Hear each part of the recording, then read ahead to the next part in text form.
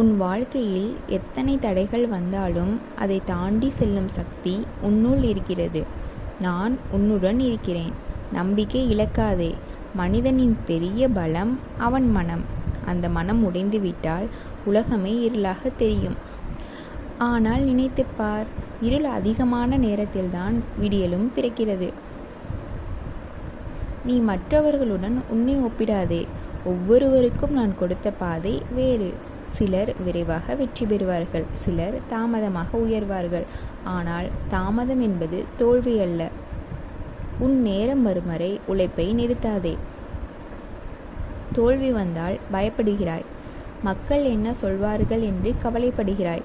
ஆனால் நினைவில் கொள், உன்னை விமர்சிக்கும் பலர் நீ முயற்சி செய்கிற அளவிற்கு கூட முயற்சி செய்யாதவர்கள். விழுந்தால் எழு, மீண்டும் முயற்சி செய். ஏனெனில் முயற்சி செய்பவரை காலம் ஒரு நாள் கண்டிப்பாக உயர்த்தும். கோபத்தை குறை, பொறுமையை வளர்த்துக்கொள். பொறுமை உள்ளவன் வாழ்க்கையில் பெரிய போரையும் அமைதியாக வெல்ல முடியும். எல்லோரையும் மகிழ்விக்க முயற்சி செய்யாதே, அது முடியாத ஒன்று. உண்மையாக இருப்பவர்களை மதித்து காப்பாற்று. உன் பெற்றோர்களின் அன்பை ஒருபோதும் சாதாரணமாக நினைக்காதே. அவர்கள் அமைதியாக செய்த தியாகங்கள் உன் வாழ்க்கையின் அடித்தளம். உன்னை நம்பியவர்களை விட்டுவிடாதே.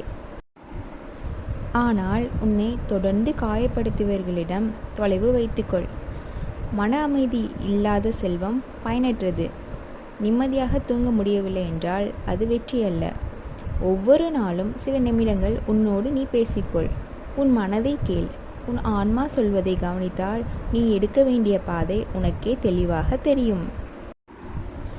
நம்பிக்கை வைத்திரு.